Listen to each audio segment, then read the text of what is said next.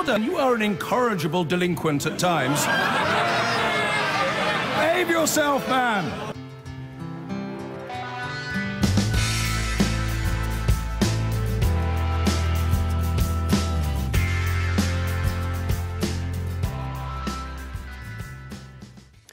Now, two former child stars have spoken exclusively to Sky News about the sexual abuse they suffered while working in Hollywood.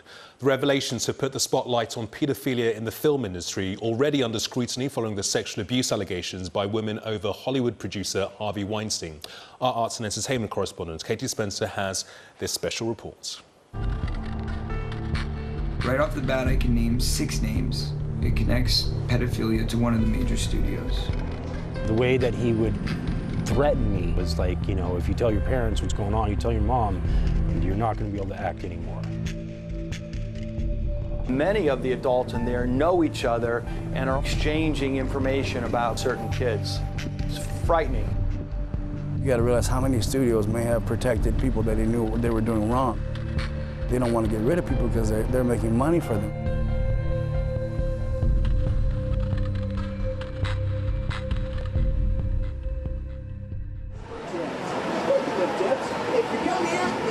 In the city where dreams are made, we now know fame can come at a price.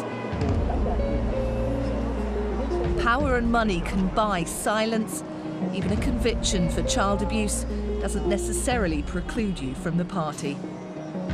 I've heard many stories of kids going to an agent who can control their career and put them into auditions. And so the agent's spending time alone with the child. They're able to sort of, unfortunately, get them away from parental supervision. And then they take advantage of these kids. And it's more common, I think, than we can even imagine.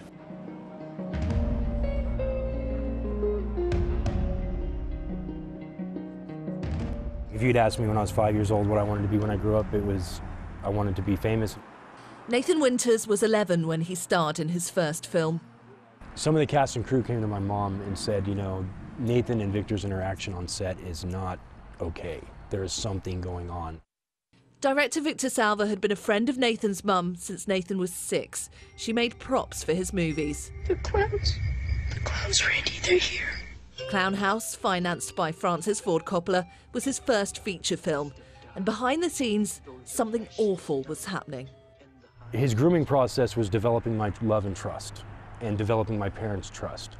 And so essentially he became a close friend of the family, and it turned in from like, you know, well, how about I take Nathan for a few hours tonight, you know, give you guys a break, and then that eventually within a year turned into full weekends. The first time that I remember there being any kind of touching or abuse, I was staying the night at his house, his apartment, and we were watching movies, and one of the movies he put on to watch was Jungle Book, and started talking about Mowgli's loincloth, and so that he could make me one. So he got 2 bandanas and tied them together and made this loincloth, and as he's tying them, he's like fondling me, and that's like my first memory of when the abuse started, and you know, eventually it progressed over the next 5 years.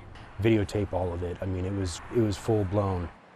When they found out, Nathan's family went to the police, and Salva was eventually sent to prison.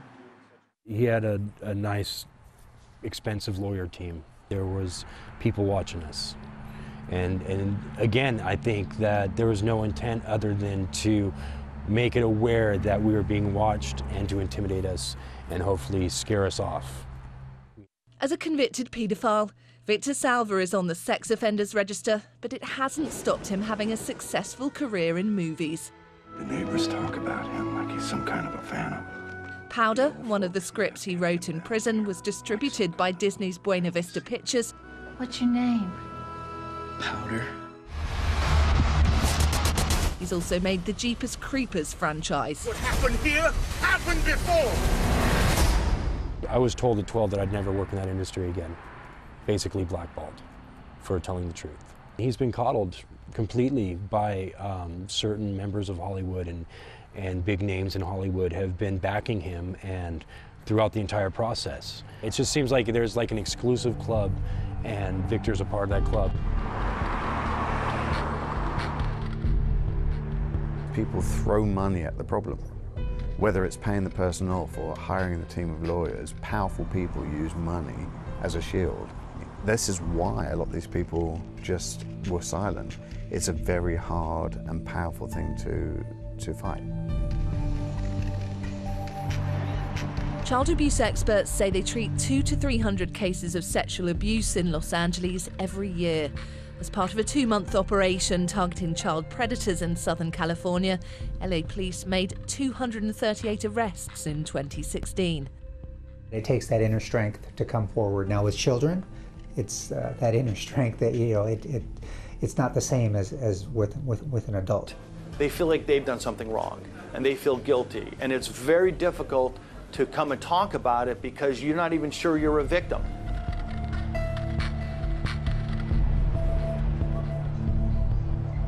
Hollywood might not like talking about it, but it doesn't take a lot of digging to find even more examples of how it often has selective amnesia when it comes to some of the past behaviour of those it chooses to welcome into the fold.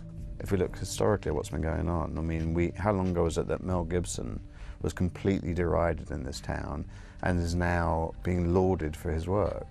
And we've seen it, you know, we've seen these scandals for Roman Polanski and for Woody Allen. We've seen these scandals become very public, and then a few years passes and they're being given money for more projects.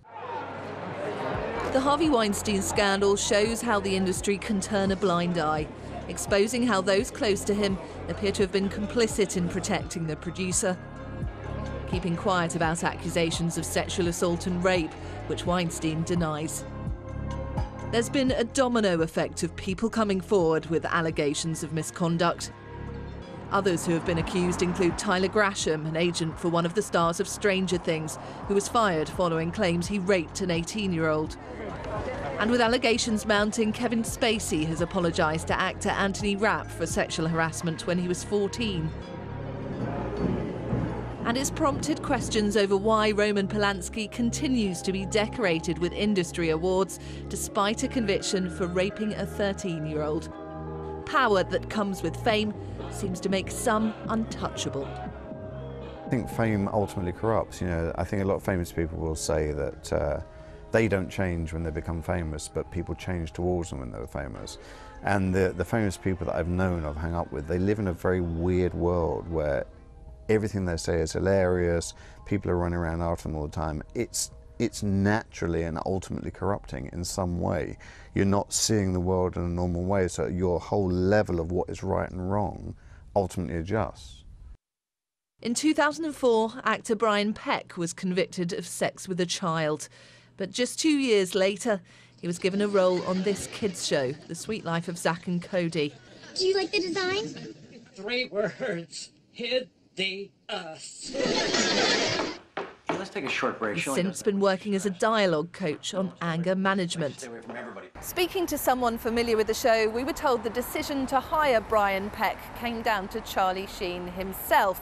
An investigation was actually carried out after a complaint was made by one of the crew who learnt about his background. The recommendations were, though, because some time had passed, he was going to be allowed to stay on set providing no children were present, and his time off set would be limited to Charlie Sheen's trailer. I mean, you got to realize how many studios may have protected people that they knew what they were doing wrong, you know, that knew it, should have got rid of them a long time ago. And, you know, so these are corporate situations that they don't want to get rid of people because they're making money for them, so they don't want to get rid of them. So they keep them even though they're victimizing people. Different strokes it takes, different strokes to move the world. Todd Bridges, who starred in one of the 70s biggest sitcoms, was molested by his publicist. At the time that it was going on, from 11 to 12, I didn't know what I was, you know, because, you know, you're a little kid, you don't have any idea what you are. I had never had sexual encounters or anything, so when that man did that to me, you know, he groomed me very well. Secrets is what kills. Secrets will kill you. You can't hold secrets inside you. That's what destroys you. I'm one of the few children, you know, that have, you know, got rid of it and still around. Most of my proteges have died or they committed suicide or OD'd, you know, because they couldn't get over it and stuff that happened to them. Corey Feldman and Corey Haim, two of the biggest child stars of the 80s, both said they were abused by paedophiles during that time.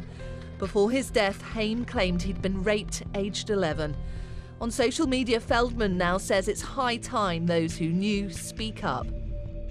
I know that there's thousands others that have experienced what I've experienced in the entertainment industry. I also know that there's peers of mine who know exactly what I'm talking about and know all the details, but have been afraid to come forward with their own truths. I am using this to draw a line in the sand, to say to the Hollywood community, we are better than this. But will what's happening in Hollywood now be enough of a catalyst to finally force the film industry to oust its abusers? Personally, I'd like to see responsibility with anyone working with children or a child with an extensive background check. It goes back to where the industry or where the company draws the line. Powerful people have a responsibility for the people they employ. I think it's they should have systems in place to protect the people that are working for them. That's responsible management. Whether you're a woman or a male or a child or an adult, if you're being abused, you're being abused, and we should, as victims and survivors, should all band together and stick together. And really, there's strength in numbers, you know. So I'm really hoping that through this exposure, more people will come forward. We just have to look at what's going on with young women. We know they're not being protected. So what makes us think that anyone else is being protected? This is opening up, I think, a big can of worms for Hollywood. I think there are a lot of people who probably have not said their experiences. But eventually I think they will. Once they feel safe enough and they realize that nothing's going to happen to them. The script has been ripped up. Now the focus is on Hollywood itself. Before it can tell other people's stories, it's now under increasing pressure to act on its own dark reality.